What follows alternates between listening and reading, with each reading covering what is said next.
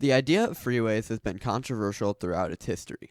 The process of planning, designing, and building highways is incredibly intricate and tedious. This has resulted in a lot of failures, some in early stages of planning, which just never got off the ground, but some that were abandoned after construction was already started, resulting in abandoned stretches of highway around the country.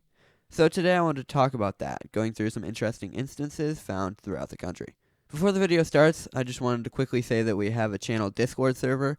If you want to talk to me or other fans of the channel about geography, join the Discord. The link is down in the description below, and we'd love to have you. Thank you. So there's no point in wasting time here, and I might as well just get into some highways I've found that are either abandoned or had obvious plans to be expanded, meaning the project was abandoned. So let's get right into it with our first one, the abandoned stretch of the Will Rogers Turnpike in Tulsa, Oklahoma. So located on the eastern edge of the metropolitan area near the interchange between the Creek Turnpike and the Will Rogers Turnpike, there's this 1.4-mile stretch of freeway that is built between two other freeways, which is closed and no longer in use. So this was actually in use for a while in the original design. There was one interchange with Route 66, I-44, and US 412 all meeting at one spot. This was considered to be a dangerous area because of all the weaving and turning within the interchange. If we then cut to July 2002, the new Creek Turnpike was opened. The road would travel around the southeast region of the Tulsa Metro as a sort of beltway extension. This road met up with the Will Rogers Turnpike just east of where the old interchange was. So they decided to turn it into two separate interchanges so there weren't 5 roads meeting at the same spot. So to turn it into 2 interchanges instead of 3, they were forced to move the Will Rogers Turnpike over to meet at the second spot. This left the old stretch of turnpike without a use. Instead of turning it into a road or anything like that, they decided that just leaving it there was the easiest option.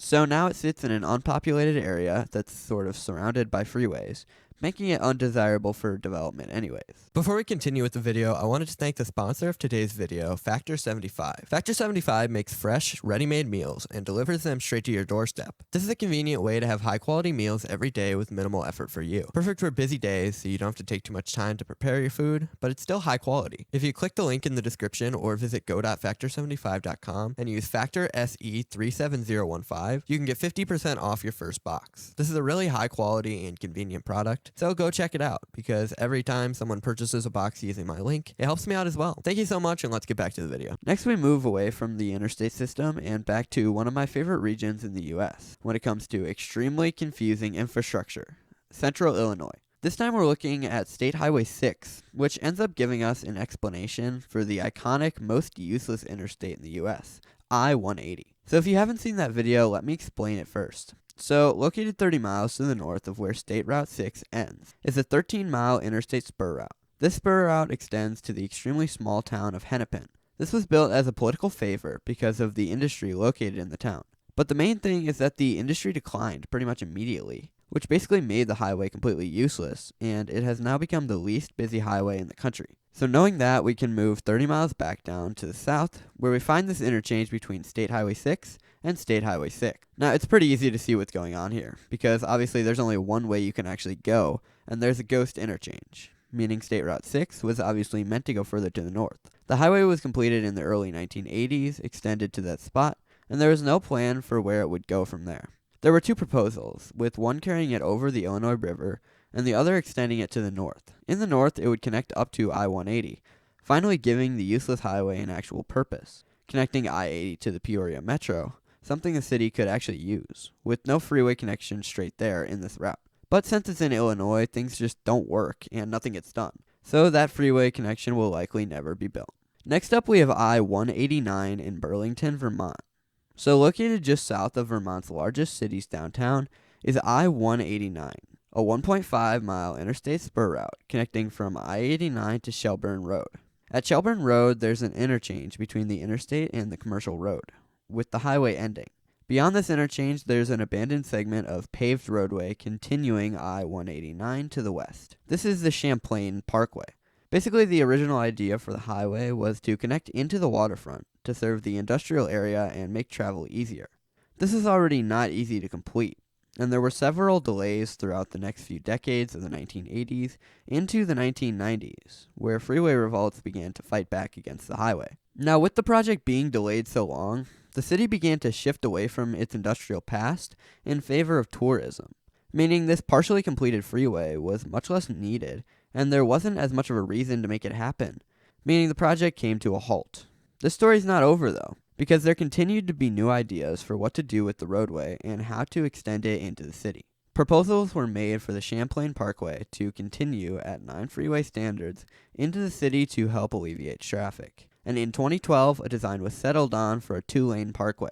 So after a long delay, construction finally started in June 2022, with parts of the road slated to open as early as next year. So for some of the people watching this video, this portion technically wouldn't apply anymore. Finally, I wanted to mention one that I thought was interesting, even though it's not a freeway, which is the former MacArthur Bridge crossing over the Mississippi River in St. Louis. I'll start by showing you the abandoned portion still here, a 0.4-mile segment of raised roadway, now overgrown in the urban blight of East St. Louis. It's extremely interesting to see if you don't know what's going on. And honestly, you can see this mentioned in more detail at a later date on the channel. But for now, I'll just take you through a very brief history of why it's here. Basically, back in the early 1900s, it carried Route 66 over the river. Then in 1947 to 74, it carried U.S. Highway 460 over the river, terminating at the west end of the bridge. In 1981, the bridge was closed to vehicular transport because of pavement deterioration. The bridge is now used solely for railroad travel, and this vehicle connection onto the road was cut off with the building of an interchange with State Route 3 and I-55. So now this 0.4-mile long bridge is still there, serving no purpose and showing the important history of the area instead. So those are all the highways and freeways I wanted to talk about in this video. Throughout the country, there are countless instances of this, so I'm sure you'll see a part 2 at some point. Make sure to comment down below if you have any other ideas for abandoned freeways around the country that you'd like to see talked about in the next video. This is a topic I'm really interested in because there really is just so much going on, and all of these roads have very interesting and unique stories behind them. Thanks for watching. Thank you to the members this week: Pol Pot's Piehole, KMS162, Jeremy Jarvis, Haystack, Boss King Inc., Blang, Christopher DeAngelis, JL Darkbird, Elijah Pass, Big Pasty, Jeremy Crone, Wolflink73, Snyder Schwein, Forda Jake, Stormy Knight, Nikita Martinoff, Benjamin Whiting, Ryan Devins, Hazev the Wolf, Dominic Psyche, Rosebud 4, and Bryson. I appreciate you all so much. You really help out the channel, and I couldn't do this without you. If you want to become a member, the link is down in the description below. All the money just goes straight into my savings, so you're just helping me out as a person if you appreciate the videos. This is the best way to do that. So if you appreciate the content and you like what I'm doing here and you just want to support me, getting a membership is the best way to do that. Thank you.